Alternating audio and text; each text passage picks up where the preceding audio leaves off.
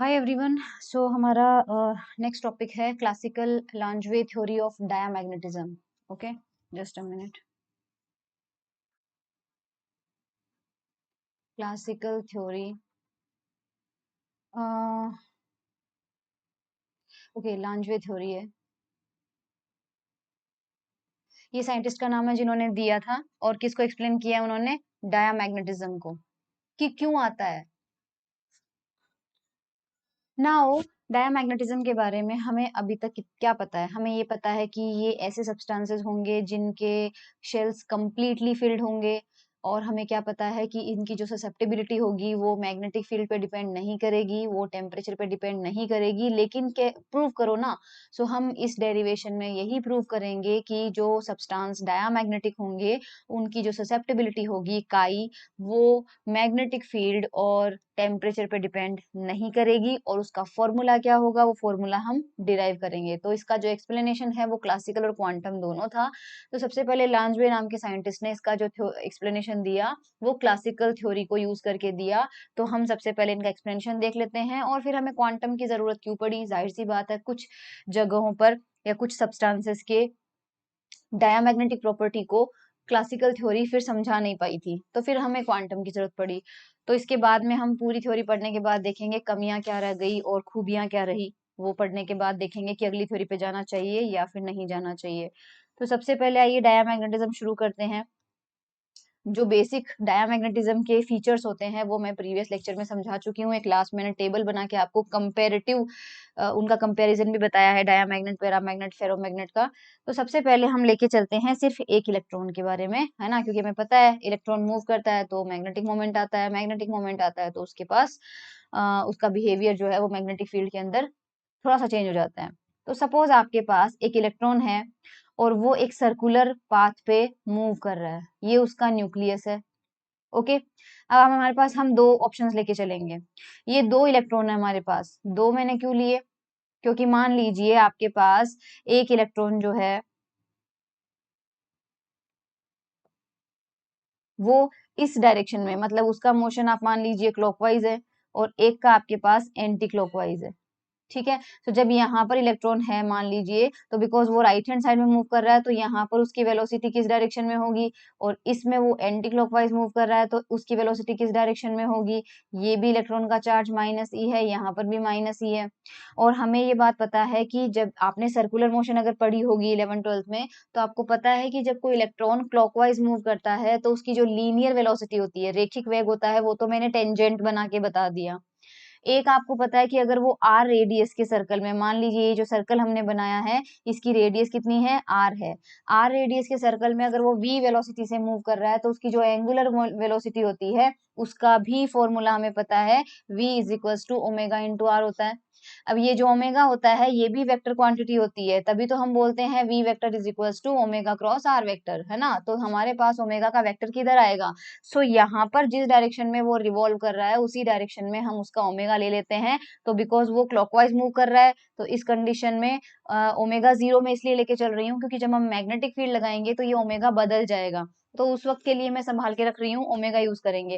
तो इसकी जो ओरिजिनल एंगुलर वेलोसिटी है खुद की बिना मैग्नेटिक फील्ड के, इस वक्त मैंने एक्सटर्नल मैग्नेटिक फील्ड नहीं लगा रखी है, तब की सिचुएशन आपके सामने ड्रॉ की जा रही है।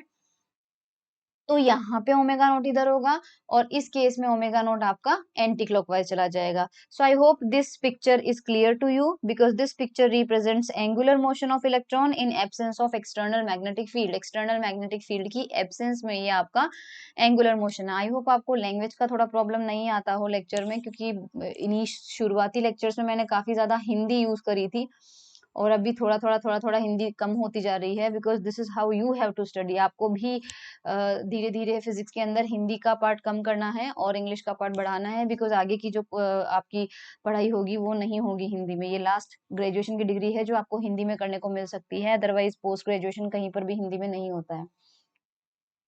अब ये हमारे पास मैग्नेटिक फील्ड जीरो के केस में है, तो अब भूल जाओ यहाँ पर इलेक्ट्रॉन को, सबको भूल जाओ, सिर्फ इतना ध्यान रखो कि कोई भी पार्टिकल जब किसी सर्कुलर मोशन में मूव करता है तो आपको पता है कि सेंटर की तरफ एक फोर्स लगता है जिसे अंग्रेजी में कहते हैं सेंट्रीपिटल फोर्स, और हिंदी में उसे कहते हैं अभिकेंद्रीय बल। अगर ये वाला फोर्स ना हो तो पार्टिकल सर्कुलर मोशन में नहीं मूव करता है। तो इस सिचुएशन में अगर वो सर्कुलर मोशन कर रहा है तो मैं रेड से बना रही हूँ, इसका मतलब पार्टिकल पे सेंटर की तरफ एक फोर्स लग रहा होगा, suppose that is F not, और यहाँ पर भी वो सेंटर की तरफ ही लगेगा, क्योंकि दोनों ही सिचुएशन में मोशन आपके पास क्या हो रही है, सर्कुलर हो रही है। और हमने बहुत बार ये फॉर्मूला पढ़ा है कि अगर उसकी वेलोसिटी, अच्छा मैं इसको वी नॉट बोल देती हूँ। हाँ चलो, कुछ यहाँ पर हमें क्या करना चाहिए, यहाँ पर हमें उसकी हाँ ठीक है, हमारे पास यहाँ पर इस एफ नोट की वैल्यू कितनी होगी, अगर v वेलोसिटी है सो डेफिनेटली हमें पता है कि इसकी वेलोसिटी कितनी हो जाएगी, mv²/r। ये हमें पता है, सेंट्रीपिटल फोर्स का फॉर्मूला होता है। और अगर हमारे पास ये रिलेशन आप लिखिए v is equal to omega naught r, तो हमें यहाँ पर ओमेगा नोट लिखना पड़ेगा, तो ये हो जाएगा m omega naught square r। मैंने यहाँ पर क्या पुट किया है, v is equal to omega naught into r put कर दिया है। सो हमारे पास दिस इज इक्वेशन नंबर 1। ये हमारी मैग्नेटिक फील्ड अभी तक हमारे पास पिक्चर में नहीं आया है। अब अगर अपन सपोज इसी सिचुएशन में मैग्नेटिक फील्ड अप्लाई करते हैं और वो मैग्नेटिक फील्ड की डायरेक्शन हम रखते हैं इनसाइड द प्लेन, ये मैग्नेटिक फील्ड अब हमने अप्लाई कर दी है, दोनों इलेक्ट्रॉन्स जो हैं दोनों के ऊपर ही वो लगेगी। अगर वो प्लेन के अंदर है, मैग्नेटिक फील्ड लग रही है, तो इस इलेक्ट्रॉन के पास, क्योंकि इसके पास चार्ज है, इसके पास वेलोसिटी है, तो इस पे मैग्नेटिक फोर्स लगेगा। और मैग्नेटिक फोर्स का फॉर्मूला आप जानते हैं, suppose we represent F B, तो आप जानते हैं वो क्या होता है, क्यू वी क्रॉस बी, ये फॉर्मूला हमें पता है। नाउ दोनों ही सिचुएशन को ध्यान से देखिए, वेलोसिटी की डायरेक्शन आपके स्क्रीन के प्लेन में है ना, आपकी स्क्रीन के प्लेन में बना रखे हैं मैंने दोनों वेलोसिटी, चाहे राइट हो चाहे लेफ्ट हो, लेकिन वो वेक्टर कहाँ बना हुआ है, स्क्रीन के प्लेन में बना हुआ है।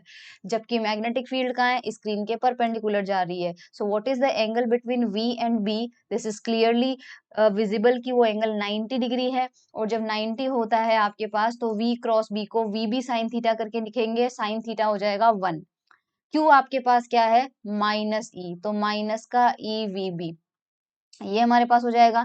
v की वैल्यू रखो आप, ओमेगा नॉट r इंटू रखना है हमें यहाँ पे। सो अब ध्यान से समझिएगा, अब हम यहाँ पे ओमेगा नॉट r नहीं रखेंगे।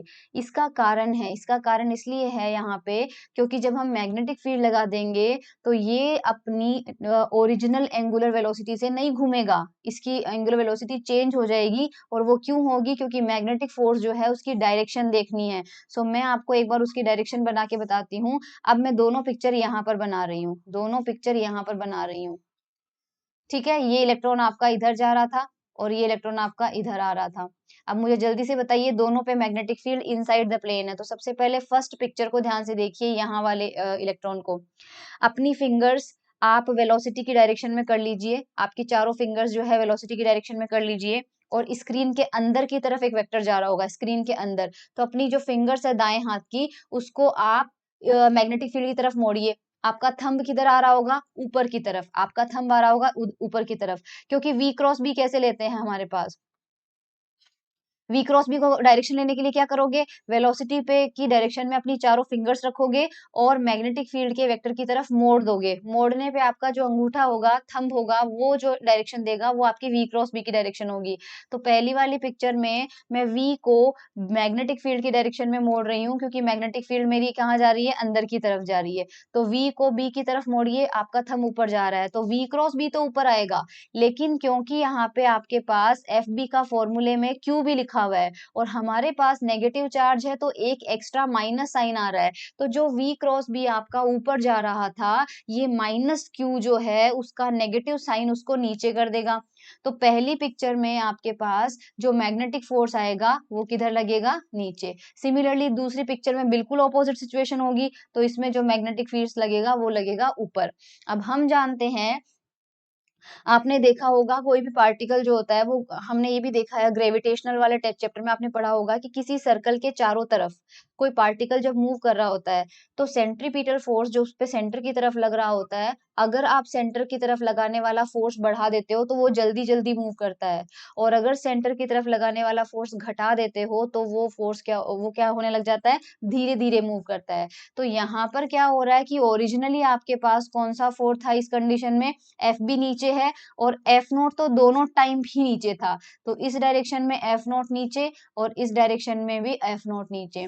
तो जब सिर्फ एफ नॉट लग रहा था तो उसकी एंगुलर वेलोसिटी कितनी थी, ओमेगा नॉट थी, वो दोनों में सेम थी। पर अब क्या हो रहा है, लेफ्ट वाली पिक्चर में फोर्स बढ़ा दिया गया है सेंटर की तरफ, अगर फोर्स बढ़ा दिया जाएगा तो ओमेगा चेंज हो जाएगा। राइट साइड वाली पिक्चर में भी क्या हो गया, फोर्स आपका घटा दिया गया है तो आपका ओमेगा चेंज हो जाएगा। इस वजह से हम यहाँ पर जब इस एफ बी का मैग्नीट्यूड लिखेंगे, सिर्फ मैग्नीट्यूड लिखेंगे क्योंकि हमने अब डायरेक्शन ड्रॉ कर दी, तो सिर्फ मैग्नीट्यूड लिखेंगे तो मैग्नीट्यूड होगा ई, और v की जगह हम रखेंगे ओमेगा r, और यहाँ पे आ जाएगा हमारा b। So this is the value for F B, ये आपके पास मैग्नेटिक फोर्स का मैग्नीट्यूड हो चुका है।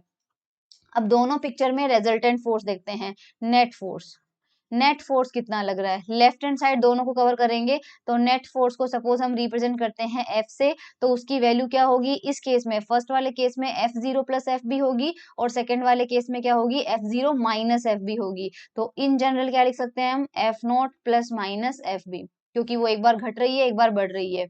अब एफ नॉट की वैल्यू हमें पता है कितनी थी, M omega naught square R, plus minus इस एफ बी की वैल्यू यहाँ से मिल जाएगी अपन को, E omega R into B. और ये जो नेट फोर्स है, नेट फोर्स का मतलब दोनों के इन्फ्लुएंस में आके अब जो पार्टिकल फाइनली मोशन कर रहा है उस मोशन का, क्योंकि ये जो नेट फोर्स अब लग तो सेंटर की तरफ ही रहा है, और अगर ये सेंटर की तरफ लग रहा है तो ये सेंट्रीपिटल फोर्स है, और अगर ये सेंट्रीपिटल फोर्स है तो इसका फॉर्मूला कुछ इस तरह की स्ट्रक्चर जैसा हो सकता है या फिर कुछ ऐसा हो सकता है। फर्क सिर्फ इतना होगा, यहाँ पे एम ओमेगा नॉट स्क्वायर की जगह सिंपली ओमेगा आएगा, क्यों, क्योंकि ये नेट फोर्स है, और नेट फोर्स आपको ये बताएगा कि अब फाइनली पार्टिकल जो है वो किस एंगुलर वेलोसिटी से मूव कर रहा है। और अब जो पार्टिकल आ रहा है दोनों के इन्फ्लुएंस में, एफ नोट और एफ बी का मिला के दोनों की वजह से आ रहा है, वो किस में कर रहा है, ओमेगा में ही कर रहा है। तो नेट फोर्स की जगह हमने यहाँ पर सेंट्रीपिटल फोर्स का फॉर्मूला लिख दिया है। अब कुछ नहीं करना है, आप M R omega square minus omega naught square terms को एक साइड ले लो, और यहाँ पे आपके पास आ जाएगा plus minus e omega r B. A plus B, A minus B से इसको कर सकते हैं, यहाँ से देखिए तो ओमेगा प्लस ओमेगा नॉट और omega minus omega naught is equals to plus minus E B upon M times omega. ठीक है, एक्चुअल में ये होता है कि मैग्नेटिक फील्ड लगाने से इलेक्ट्रॉन की जो वेलोसिटी होती है उसमें ज्यादा फर्क नहीं आता है, इसका मतलब जो ओमेगा होता है वो nearly equal to omega naught आता है, मतलब थोड़ा सा हल्का सा बहुत मामूली सा फर्क आता है। सो अब आप मुझे बताइए, अगर ये दोनों नियरली इक्वल टू है तो मैं एग्जैक्टली इक्वल रखूंगी तो मेरा ये टर्म जीरो हो जाएगा और सब कुछ मुझे जीरो मिल जाएगा, मुझे कोई रिजल्ट नहीं मिलेगा। तो ये वाला जो अप्रोक्सीमेशन है, ये अगर हम नेगेटिव में लगाएंगे तो हमें कुछ नहीं मिलेगा, लेकिन अगर हम ये पॉजिटिव में लगाते हैं, मतलब दोनों को नियरली ऑलमोस्ट इक्वल मान लो, तो ये जो ओमेगा प्लस ओमेगा नोट है इसे हम क्या लिख सकते हैं, ओमेगा प्लस ओमेगा, मतलब उस ओमेगा नोट को भी मैंने नियरली इक्वल टू ओमेगा मान लिया, पर वो मैं यहाँ नहीं कर सकती क्योंकि मेरा राइट हैंड साइड पूरा जीरो हो जाएगा। सो यहाँ पर आपको क्या है, ओमेगा माइनस ओमेगा नोट है, बिकॉज ये चेंज को रिप्रेजेंट कर रहा है, इसलिए चेंज की वजह से आप इसको क्या कर दो, डेल्टा ओमेगा से रिप्रेजेंट कर दो, तो ये डेल्टा ओमेगा हो जाएगा प्लस माइनस ई B upon M times omega, two omega delta omega plus minus ई B upon M omega, omega से ओमेगा कैंसिल आउट हो जाता है, डेल्टा ओमेगा की वैल्यू आ जाती है प्लस माइनस ई बी अपॉन 2m। बहुत इंपॉर्टेंट फॉर्मूला है this, change in angular velocity, इसे आप चेंज इन एंगुलर वेलोसिटी कहेंगे, और ये जो चेंज इन एंगुलर वेलोसिटी है इसको नाम दिया जाता है लार्मर एंगुलर वेलोसिटी या फिर Larmor angular frequency, Larmor angular velocity या फिर लार्मर एंगुलर फ्रीक्वेंसी इसको नाम दिया जाता है। एग्जाम में डायरेक्ट डेरिवेशन आता है कि डायामैग्नेटिज्म थ्योरी को एक्सप्लेन कीजिए और लार्मर एंगुलर फ्रीक्वेंसी का फॉर्मूला या उसके लिए एक्सप्रेशन डिराइव कीजिए। नाउ अब अगर हमारे पास एंगुलर वेलोसिटी उसकी चेंज हुई है मैग्नेटिक फील्ड के आ जाने से, तो उसका एंगुलर मैग्नेटिक मोमेंट भी चेंज होगा। So by the definition of magnetic moment हम जानते हैं मैग्नेटिक मोमेंट की डेफिनेशन कौन सी लेंगे, मैग्नेटिक मोमेंट स्पिन वाला पार्ट तो लेंगे नहीं, क्यों, क्योंकि आपने कौन सी मोशन कंसीडर की है, न्यूक्लियस के चारों तरफ इलेक्ट्रॉन जो है वो घूम रहा था। एक्चुअल में आपके दिमाग में ये चीज आ सकती है कि जब हमने कहा था डायामैग्नेटिज्म के बारे में कि उसमें तो कंप्लीटली फील्ड शेल्स होते हैं, और कंप्लीटली फील्ड के केस में हमने एक एग्जाम्पल लिया था, मैंने आपसे बताया था, सपोज ये पी तो क्या डी ले लेती हूँ, चलो तो डी में आपने कहा था ये 2 है, ये 1 है, ये 0 है, ये माइनस है, ये -2 है। और स्पिन में भी एक अप एक डाउन, एक अप एक डाउन। तो अगर ये कंप्लीटली फिल्ड है तो इसका स्पिन की वजह से कंट्रीब्यूशन भी 0 आ रहा था और एल की वजह से भी 0 आ रहा था। जब एस और एल दोनों ही है तो इनका मैग्नेटिक मोमेंट 0 क्यों नहीं होता है? इनका मैग्नेटिक मोमेंट जो होता है वो मैग्नेटिक फील्ड की एब्सेंस में तो 0 होता है, राइट? मैग्नेटिक फील्ड की प्रेजेंस में क्या होता है कि ये बिहेव करने लग जाते हैं। और ये बिहेव क्यों करते हैं वो उसका रीजन अब समझ में आएगा, देखना आपको थोड़ी देर में समझ में आ जाएगा। सो मैग्नेटिक मोमेंट हम स्पिन की वजह से नहीं लेंगे क्योंकि हमने न्यूक्लियस के चारों तरफ इलेक्ट्रॉन की जो मोशन है वो स्टडी कर रहे हैं और वो स्पिन की वजह से नहीं होती है। स्पिन तो खुद की जगह पर घूमना होता है। हमने न्यूक्लियस के चारों तरफ घुमाया है तो ये ऑर्बिटल मोशन है और ऑर्बिटल मोशन का जो मैग्नेटिक मोमेंट था वो हमने किससे रिप्रेजेंट किया था? म्यू और उसके नीचे लिखा हुआ था एल और इसका फॉर्मूला हमें मिला था -e⍵r²/2। आप वो डेरिवेशन रेफर कर लीजिएगा जहां पर हमने ये फॉर्मूला डिराइव किया है। अगर म्यू एल का फॉर्मूला ये आ रहा है और एंगुलर वेलोसिटी में कुछ चेंज हुआ है तो उसकी वजह से डेल्टा म्यू में भी चेंज होगा, तो दोनों साइड में डिफरेंशिएशन कर दो तो इसको डेल्टा म्यू एल लिख देते हैं। अब यहाँ पर इलेक्ट्रॉन का चार्ज चेंज नहीं है, एक इलेक्ट्रॉन है, हमेशा वो उसी रेडियस की सर्कल में मूव कर रहा है तो e²/2 एज इट इज रहेगा। ओमेगा की जगह कितना आ जाएगा? डेल्टा ओमेगा आ जाएगा। डेल्टा ओमेगा की वैल्यू ऊपर से पुट कर देते हैं -e⁻²/2, यहाँ आ जाएगा ±EB/2m। ये हमारे पास डेल्टा म्यू एल का एक्सप्रेशन आ जाता है, राइट? इसको आप लिख सकते हो delta mu L is equal to minus अंदर मल्टीप्लाई हो जाएगा तो माइनस प्लस और ये हमारे पास हो जाएगा e²r²b/4m। लेकिन हम इसके फॉर्मूले में प्लस साइन कंसीडर ही नहीं करते हैं, हम ओनली माइनस साइन कंसीडर करते हैं। उसका रीजन क्या है वो मैं आपको बताती हूँ। दो केस देखना। केस फर्स्ट, हमारा केस फर्स्ट है लेफ्ट हैंड साइड वाली पिक्चर। लेफ्ट हैंड साइड वाली पिक्चर का मतलब इलेक्ट्रॉन जो है सपोज इधर जा रहा है। हमने देखा कि जब इलेक्ट्रॉन इधर जा रहा है तो उसका F0 और उसका मैग्नेटिक फोर्स सेम डायरेक्शन में था और मैंने आपसे कहा है कि अगर सेंट्रीपिटल फोर्स बढ़ जाता है, बढ़ जाएगा तो उसकी एंगुलर वेलोसिटी भी बढ़ जाती है। अब पहले एंगुलर वेलोसिटी कितनी थी? ω0। बाद में एंगुलर वेलोसिटी कितनी हो गई? ओमेगा। और क्योंकि हम कह रहे हैं कि इस सिचुएशन में वो जल्दी जल्दी घूमेगा क्योंकि उसके ऊपर लगने वाला फोर्स घटा नहीं है, बढ़ गया है। तो अगर बढ़ जाएगा तो जाहिर सी बात है कि ये ओमेगा ज्यादा होगा और ω0 कम हो जाएगा। ऐसी सिचुएशन में ओमेगा माइनस ω0 की वैल्यू आपको कैसी मिलेगी? पॉजिटिव मिलेगी, बिकॉज ज्यादा क्वांटिटी में से छोटी क्वांटिटी को आप माइनस कर रहे हैं। सो ओमेगा माइनस ω0 की वैल्यू हमें क्या लेनी है? पॉजिटिव। यानी कि जो डेल्टा ओमेगा है उसकी वैल्यू हमें क्या लेनी पड़ेगी? पॉजिटिव लेनी पड़ेगी। और अगर डेल्टा ओमेगा पॉजिटिव लेना है तो आप यहाँ से देखिए, ये डायग्राम, ये देखिए, अगर ये क्वांटिटी पॉजिटिव आ जाती है तो डेल्टा म्यू एल की वैल्यू आपके पास कैसी आएगी? डेल्टा म्यू एल की वैल्यू आपके पास यहाँ पर क्या आ रही है? माइनस साइन के साथ आनी चाहिए, नेगेटिव में आनी चाहिए। तो ऐसी सिचुएशन में क्या होगा कि फर्स्ट केस में आपकी जो एंगुलर वेलोसिटी है वो इंक्रीज होती है, राइट? वो इंक्रीज होती है और इससे आपका जो मैग्नेटिक फील्ड है उस पे क्या मैग्नेटिक मोमेंट पे क्या असर पड़ेगा? अगर सिर्फ मैग्नीट्यूड देखेंगे, ध्यान रखना, मैग्नीट्यूड देखोगे सो डेफिनेटली मैग्नेटिक मोमेंट आपका क्या होगा? इंक्रीज होगा। और यहाँ पे हमारे पास ये, एक मिनट ओनली, अगर आप उसको देखें तो यहाँ पे आपको एक कंफ्यूजन ना हो इसलिए मैं सिर्फ इस वाले पिक्चर को देखिए, इस वाले पिक्चर को देखिए। अगर आप सिर्फ उसका देखते हैं, मैग्नीट्यूड देखते हैं, है ना, चार्ज पार्टिकल का, क्योंकि ये -e है, इलेक्ट्रॉन का चार्ज है। अगर आप इस डेल्टा का वो देखते हैं तो आपको सिर्फ ओनली मैग्नीट्यूड, मैग्नीट्यूड में आपको ये मिलेगा, करेक्ट? और डेल्टा ओमेगा आपके पास क्या है? मतलब डेल्टा ओमेगा मतलब change in angular velocity, change in angular velocity. तो अगर ये क्वांटिटी आपकी इंक्रीज हुई है, या आपको डायरेक्टली यहाँ से देख लीजिए, यहाँ से ज्यादा और आसान रहेगा। अगर मैं सिर्फ म्यू का मैग्नीट्यूड आपको बोलूं तो ये चीज होगी, ये चीज होगी।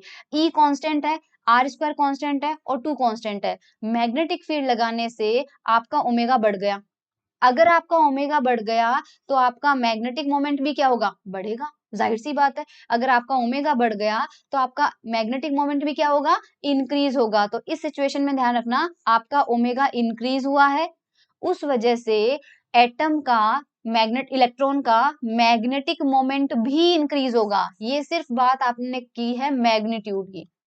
इनका मैग्नीट्यूड पे क्या हुआ है? जैसे ही हमने मैग्नेटिक फील्ड लगाई, ओमेगा बढ़ गया, पार्टिकल फास्ट फास्ट घूमने लग गया तो उसका मैग्नेटिक मोमेंट भी बढ़ गया। लेकिन जो म्यू की डायरेक्शन है, जो म्यू की डायरेक्शन है वो क्या होगी आपकी, opposite to external field B. जो आपने बी की डायरेक्शन लगाई है ये म्यू उसके ऑपोजिट जाएगा। और उसके ऑपोजिट क्यों जाएगा, क्योंकि आपके पास इनिशियल सिचुएशन में ये देखिए, यहां से देख लीजिए या फिर यहां से देख लीजिए, इस वाली इक्वेशन में देखिए डेल्टा म्यूएल आपके पास आ रहा है minus E R upon to delta omega. मैं एक बार ये वाला ही ले लेती हूँ, ये वाला फॉर्मूला रख रही हूँ, है ना।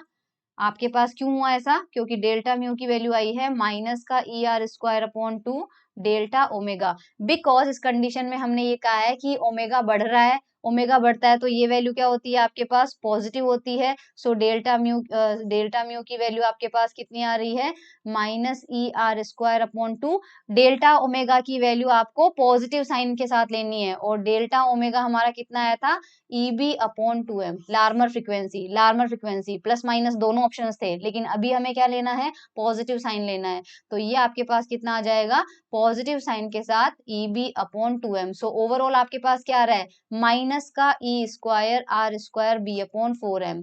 सो as you can see direction wise क्या आ रहा है, डेल्टा म्यू इधर है, बी इधर है, आगे एक नेगेटिव साइन है। सो डेल्टा जो म्यू है उसकी जो डायरेक्शन क्या होगी, direction will be opposite to B. ये पैराग्राफ में लिखा हुआ है आपकी बुक में, उससे आपको समझ में नहीं आएगा, इसलिए यहाँ समझिए। और अगर आपको फर्स्ट केस में कोई कंफ्यूजन बच गया है तो वो सेकंड केस से बिल्कुल क्लियरली हो जाएगा। सेकंड केस में चलते हैं। देखो सेकंड केस में क्या हो रहा था, एफ नोट तो नीचे लग रहा था, मैग्नेटिक फोर्स ऊपर लग रहा था, जिसकी वजह से क्या हो रहा था, उसका रेजल्टेंट फोर्स घट गया। रेजल्टेंट फोर्स घट गया तो आपका ओमेगा क्या हो जाएगा, डिक्रीज। और बिकॉज जो म्यू है वो डायरेक्टली प्रोपोर्शनल होता है ओमेगा के, तो ओमेगा अगर डिक्रीज होगा तो इसका मैग्नेटिक मोमेंट भी क्या होगा, डिक्रीज होगा। लेकिन तो ये तो ध्यान रखना कि मैग्नीट्यूड वाइज इस बार जो मैग्नीट्यूड होगा वो घटेगा। इससे पहले केस में मैग्नीट्यूड क्या हो रहा था, बढ़ रहा था। अब मैग्नेटिक मोमेंट क्या होगा, घटेगा। मैग्नेटिक मोमेंट के घटने के साथ साथ अगर हम देखें कि डेल्टा ओमेगा की सिचुएशन क्या होगी, डेल्टा ओमेगा होता है ओमेगा माइनस ओमेगा नॉट। अब क्योंकि आपने ओमेगा कम कर दिया, यानी ये क्वांटिटी छोटी है, ये क्वांटिटी बड़ी है, तो आपके पास ये वैल्यू कैसी मिलेगी, नेगेटिव मिलेगी। तो डेल्टा ओमेगा म्यू की वैल्यू थी माइनस का e square r upon two times delta omega. बस बिकॉज डेल्टा ओमेगा आपको नेगेटिव में लेना है इस बार, तो आपका ये कितना आ जाएगा, माइनस का E B upon two M, negative में लेना था। ओवरऑल आपके पास वैल्यू कैसी आ जाएगी, ये प्लस का e square r square B upon four m. ये बड़ा इंपॉर्टेंट है। इसका मतलब इस बार जो म्यू है उसकी जो डायरेक्शन आई है आपके पास, direction is same as B, same as B. जो एक्सटर्नल फील्ड आपने लगाई है उसकी डायरेक्शन में है। वेल मैग्नीट्यूड तो घट गया, मैग्नेटिक मोमेंट तो घट गया, लेकिन मैग्नेटिक फील्ड की डायरेक्शन में घटा है, और जो मैग्नेटिक फील्ड के ऑपोजिट डायरेक्शन में बढ़ा है। इसका क्या मतलब है, अब एक इमेजिन करना कि एक मटेरियल है, उसमें बहुत सारे एटम हैं। जब इन्होंने देखा कि इन्होंने मैग्नेटिक फील्ड इधर लगाई, जैसे ही आपने इधर लगाई तो ये क्या करेंगे, एटम्स क्या करेंगे, जो मैग्नेटिक मोमेंट इनका मैग्नेटिक फील्ड की डायरेक्शन में था, मैग्नेटिक फील्ड की डायरेक्शन में था, वो उसकी वैल्यू तो क्या हो जाएगी, घट जाएगी।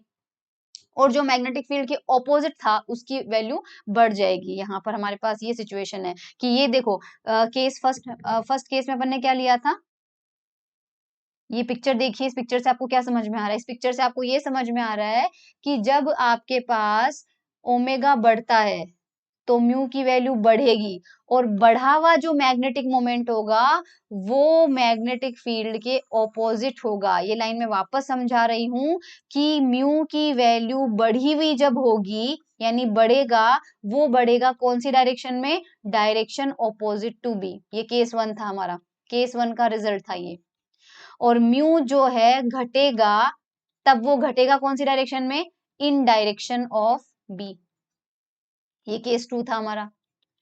तो यही तो डायामैग्नेट होता है। डायामैग्नेटिज्म का मतलब क्या है कि जो बी की डायरेक्शन में मैग्नेटिक मोमेंट होंगे ये उनको तो घटाता रहेगा, क्योंकि ये सपोर्ट नहीं करना चाहता है मैग्नेटिक फील्ड को। तो ये सोचेगा कि अच्छा मेरा ये मैग्नेटिक मोमेंट मैग्नेटिक फील्ड की दिशा में है, कम करो इसको, और जो मैग्नेटिक फील्ड के खिलाफ लड़ रहा है उसको बढ़ाओ, उसको और बढ़ाओ। तो जो मैग्नेटिक फील्ड से लड़ेगा उसका मैग्नेटिक मोमेंट बढ़ गया, और जो मैग्नेटिक फील्ड की को सपोर्ट कर रहा था, सपोर्ट करना, सपोर्ट वाला कम हो गया। यही तो एक तरह से खिलाफ होना होता है, यही तो विरोध होता है। तो ये डायामैग्नेटिज्म का जो ये क्लासिकल थ्योरी जो है एक्सप्लेन कर रही है।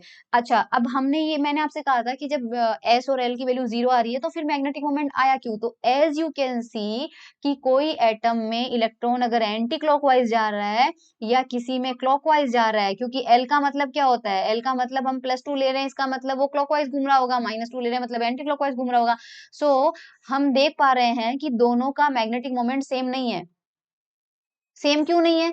क्योंकि एक में वो बढ़ गया, दूसरे में वो घट गया, तो दोनों एक दूसरे को कैंसल आउट कर ही नहीं पाए। दोनों एक दूसरे को कैंसल आउट नहीं कर पाए, इसलिए इस मटेरियल के अंदर मैग्नेटिज्म तो आएगा और वो मैग्नेटिज्म मैग्नेटिक फील्ड के खिलाफ होगा। ये हमने इन दोनों केसेस से प्रूव कर दिया है। तो आई होप अब आपके दिमाग में ये चीज क्लियर हो चुकी है कि जब नेट समेशन ऑफ एल की वैल्यू 0 आ रही थी तो फिर हमने यहाँ पर ऑर्बिटल मोशन की वजह से मैग्नेटिक मोमेंट क्यों लिया, क्योंकि एक्चुअल में उसका जब मैग्नेटिक फील्ड नहीं होती है तब वो 0 हो रहा है, लेकिन जैसे ही मैग्नेटिक फील्ड लगाते हैं उसका बिहेवियर जो है एक सपोर्ट वाली डायरेक्शन में और एक अपोज वाली डायरेक्शन में मैग्नेटिक मोमेंट की वैल्यू ही अलग अलग हो जाती है।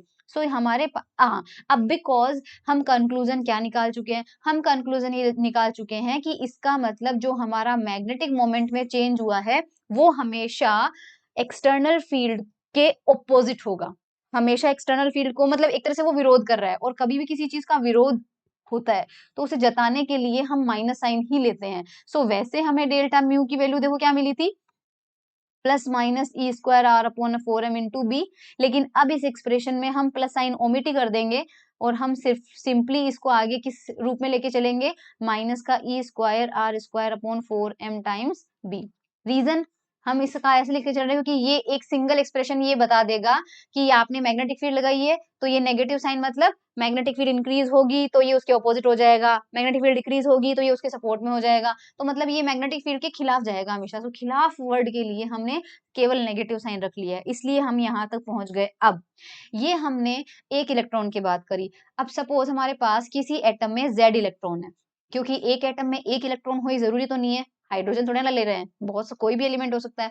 अगर आपके पास Z नंबर ऑफ इलेक्ट्रॉन है, Z नंबर ऑफ इलेक्ट्रॉन है, तो उन सबका वजह से जो मैग्नेटिक मोमेंट आएगा वो क्या होगा? सबकी वजह से क्या होगा? माइनस का, एक की वजह से इतना आ रहा है तो Z की वजह से कितना आ जाएगा? तो ZE² b/4m। अब इस r स्क्वायर की जगह हम एवरेज ऑफ r² लेंगे, क्योंकि वो सारे इलेक्ट्रॉन जो हैं वो एक रेडियस के सर्कल में मूव नहीं कर रहे हैं। कोई 1s में होगा तो उसकी रेडियस कम होगी, कोई p में होगा तो उसकी ज्यादा होगी, कोई d में होगा तो वो और ज्यादा होगा। तो हम ऑन एन एवरेज सबका यहाँ पर एवरेज ले रहे हैं।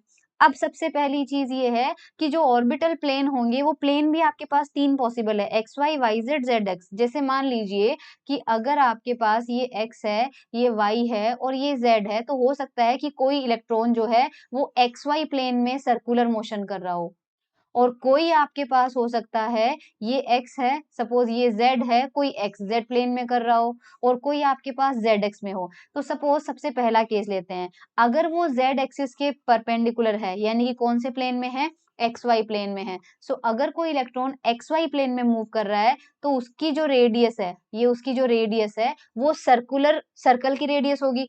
तो इसमें r² को आप क्या लिख सकते हैं? x² + y²। अगर कोई एक्स जेड में कर रहा है तो r² की वैल्यू क्या होगी? x² + z²। तो ऐसी सिचुएशन में अगर इस फर्स्ट केस में क्योंकि r² की वैल्यू क्या आ रही है? x² + y² आ रही है, तो इस कंडीशन में जो r है उसे हम एक बार रिप्रेजेंट कर देते हैं rz से। rz क्यों लिया? क्योंकि this plane is perpendicular to z axis. xy plane लिया है आपने, xy प्लेन हमेशा क्या होता है? z के परपेंडिकुलर होता है। तो ये जो rz होगा वो कितना होगा? x² + y²। सिमिलरली आपके पास अगर वर्टिकल एक्सिस x है, वर्टिकल एक्सिस आपके पास x है, सॉरी इसका यहाँ पे आना चाहिए, वर्टिकल एक्सिस x है तो इसका मतलब हॉरिजॉन्टल प्लेन कौन सा होगा? yz होगा, तो y² + z²। सिमिलरली अगर वर्टिकल एक्सिस y है तो आपके पास कितना हो जाएगा? x² + z²। इन जनरल आपके पास ऐसे इलेक्ट्रॉन्स बहुत सारे होंगे जो कुछ एक्स वाई प्लेन में हो, कुछ YZ प्लेन में हो, कुछ ZX प्लेन में हो। तो हमें जो आपको फाइनल जो हमें डिस्टेंस लेनी है वो क्या लेनी है, अगर आपके पास 3 कॉम्बिनेशंस पॉसिबल हैं तो जाहिर सी बात है आप उन तीनों का एवरेज लोगे। इसलिए हमारा जो फाइनल आर स्क्वायर होगा वो इन तीनों का एवरेज होना चाहिए। सो 1/3 करेंगे एवरेज लेने के लिए, और RX square, RY square and RZ square, और हम इन तीनों का एवरेज ले लेंगे। सो यहाँ पर वैल्यू पुट करेंगे तो x square plus X square 2x square, y square plus Y square 2y square, z square plus Z square 2z square. तो सबके 2 फैक्टर बाहर आएंगे तो हमारे पास हो जाएगा x square plus Y square plus Z square. अब हमारे पास 3D में बन चुका है, और हम जानते हैं कि जिस तरह से सर्कल के इक्वेशन में आप लिखते हो X square plus Y square is equal to C square, उस सर्कल की रेडियस होती है c।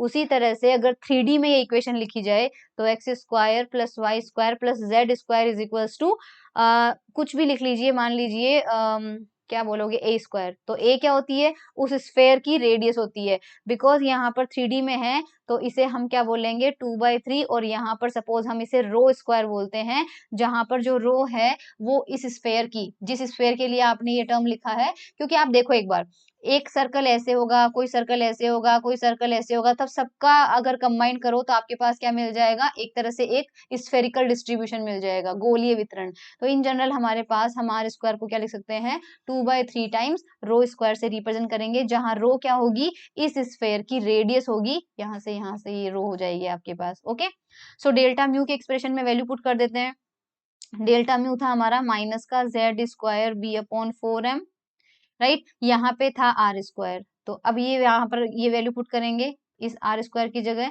तो हमें ये मिलेगा माइनस का Z square B upon 6m और रो स्क्वायर। ठीक है, अब देखो ये इक्वेशन नंबर इसको इक्वेशन नंबर ए डाल दो। अब मान लीजिए इफ वी नहीं substance, if the substance have n atoms per unit volume, तो उसकी जो ससेप्टिबिलिटी होगी वो कैसे दी जाएगी, हमें इसकी ससेप्टिबिलिटी निकालनी है। ठीक है, ससेप्टिबिलिटी का फॉर्मूला होता है m/h। ओके, हमें पता है h की वैल्यू, ये हमने देखा था mu naught is equal to कितना होता है b/h होता है। तो h को आप क्या लिख सकते हो, यहाँ से h को आप क्या लिख सकते हो b/म्यू नॉट, तो b/म्यू नॉट, राइट। अब क्या करना है, इस म्यू नॉट अपॉन बी को तो रहने दो, m intensity of magnetisation, lecture 1 में बताया था आपको, मतलब लेक्चर 1 मतलब ये मैग्नेटिज्म का जो पहला लेक्चर था, क्लासिफिकेशन ऑफ मैग्नेटिक मटेरियल्स में देखिएगा आप, स्टार्टिंग में बताया था ससेप्टिबिलिटी, सबसे पहला टर्म यही था हमारे पास, intensity of magnetization capital M से रिप्रेजेंट करते हैं। डेफिनेशन क्या होती है, यूनिट वॉल्यूम में टोटल कितना मैग्नेटिक मोमेंट है, यूनिट वॉल्यूम में टोटल कितना मैग्नीट्यूड है उसको बोलते हैं। तो मुझे बताइए कि मुझे यूनिट वॉल्यूम में मैग्नेटिक मोमेंट निकालना है। ये मान लीजिए मेरा है यूनिट वॉल्यूम, ये पूरा वॉल्यूम जो है यूनिट है, एक है। इसमें मान लीजिए 1 2 3 4 5 6 7 8 n एटम आ गए इसमें। इसका मतलब अगर इन n एटम का मैं टोटल मैग्नेटिक मोमेंट निकाल लूं तो क्या मैं ये कह सकती हूँ कि ये जो टोटल मैग्नेटिक मोमेंट आएगा इन n एटम्स का, ये यूनिट वॉल्यूम का मैग्नेटिक मोमेंट भी कहा जा सकता है। क्यों? क्योंकि ये जितने भी एटम आ गए ये सारे के सारे किसके अंदर आ गए, ये सारे के सारे आ गए यूनिट वॉल्यूम में। इसलिए हमने क्या लिखा है n atoms per unit volume. तो यूनिट वॉल्यूम लेना है, उसमें n एटम रखने हैं। अब इन n एटम का टोटल मैग्नेटिक मोमेंट निकाल लो, वही टोटल मैग्नेटिक मोमेंट क्या होगा, कैपिटल M होगा। तो हमने क्या निकाला, हमने यहाँ पे इस म्यूएल की वैल्यू निकाली है, और ये म्यूएल हमारे पास क्या था, एक सिंगल हमारे पास क्या है, क्योंकि हमने Z ले लिया यहाँ पे, Z का मतलब हमने जाहिर सी बात है एक एटम का लिया है, क्योंकि एक एटम में कितने इलेक्ट्रॉन थे, Z थे। तो ये जो एक्सप्रेशन आपको मिला है ये एक एटम का मैग्नेटिक मोमेंट दे रहा है, लेकिन एवरेज दे रहा है क्योंकि आपने यहाँ पे एवरेज का साइन लगाया है। तो एक एटम का एवरेज मैग्नेटिक मोमेंट अगर ये है तो n एटम का टोटल मैग्नेटिक मोमेंट कितना होगा, हमें बोलते हैं ना एवरेज एनर्जी अगर 5 जूल है तो 10 पार्टिकल की कितनी एनर्जी होगी, तो आप 10 पार्टिकल को मल्टीप्लाई कर देते हो एवरेज एनर्जी से। अब आपके पास नंबर ऑफ एटम्स कितने हैं, n है, एक का मैग्नेटिक मोमेंट कितना है, डेल्टा म्यूएल, तो n का कितना हो जाएगा, ये डेल्टा म्यूएल, n का इतना हो जाएगा, और यही आपके पास क्या होगा, कैपिटल M की वैल्यू होगी। सो ये फॉर्मूला आई होप आपको समझ में आ गया है। अब हम ऊपर से वैल्यू पुट कर देते हैं इसकी, तो mu naught n upon B, और यहाँ पे हमारे पास वैल्यू कितनी आ जाएगी, माइनस का ZE² b अपॉन 6m और एवरेज रो स्क्वायर। इसको सॉल्व करेंगे तो आ रहा है माइनस का mu naught ZE² n upon 6m times rho square, B से बी कैंसिल आउट हो चुका है, और काई का फाइनल एक्सप्रेशन आपके पास ये आ रहा है। और यहाँ से आप देख लीजिए कि जो डायामैग्नेटिज्म है, डायामैग्नेटिक मटेरियल्स होते हैं, उनकी जो ससेप्टिबिलिटी है वो ना तो मैग्नेटिक फील्ड पे डिपेंड कर रही है क्योंकि बी नहीं आ रहा है, ना ही वो टेम्परेचर पे डिपेंड कर रही है क्योंकि टी भी नहीं आ रहा है। और ये चीज मैंने आपको उस टेबल में बताई थी, और क्लासिकल थ्योरी सक्सेसफुली ये चीज प्रूव कर देती है कि डायामैग्नेटिक मटेरियल्स की जो मैग्नेटिक ससेप्टिबिलिटी होती है that does not depend on B and T. और ये भी हमने उस टाइम लिखा था इफ यू रिमेम्बर कि डायामैग्नेटिक मटेरियल्स की ससेप्टिबिलिटी नेगेटिव होती है। सो आपको यहाँ पे नेगेटिव साइन भी मिल रहा है, तो ये भी प्रॉपर्टी हो गई। अब ये क्या होता है कि ये हाँ ये इस तरह से हाँ बिल्कुल ये इस तरह से उसको एक्सप्लेन कर रहा है। तो यहाँ पे कुछ चीजें हैं, हाँ ये डेफिनेटली किस किस पे, हाँ ओके फाइन ठीक है, ये चीज लिखी हुई है कुछ पॉइंट्स में कि ये Z पे डिपेंड कर रहा है, ये M पे डिपेंड कर रहा है, N पे डिपेंड कर रहा है, डिस्ट्रीब्यूशन पे डिपेंड कर रहा है। रो का मतलब डिस्ट्रीब्यूशन होगा क्योंकि रो आया था R से, और R होता है इलेक्ट्रॉन के अलग अलग ऑर्बिट में घूमने से चेंज हो जाता है, तो डिस्ट्रीब्यूशन पे डिपेंड कर रहा है। लेकिन मेन चीज इसमें ये 3 चीजें प्रूव कर दी, ये सबसे अच्छी चीज थी कि एक तो नेगेटिव होती है, B पे डिपेंड नहीं करती है, और T पे डिपेंड नहीं करती है। So this was all about classical Langevin theory of diamagnetism. Next में पढ़ेंगे पैरामैग्नेटिज्म का क्लासिकल एक्सप्लेनेशन। तब तक के लिए थैंक यू।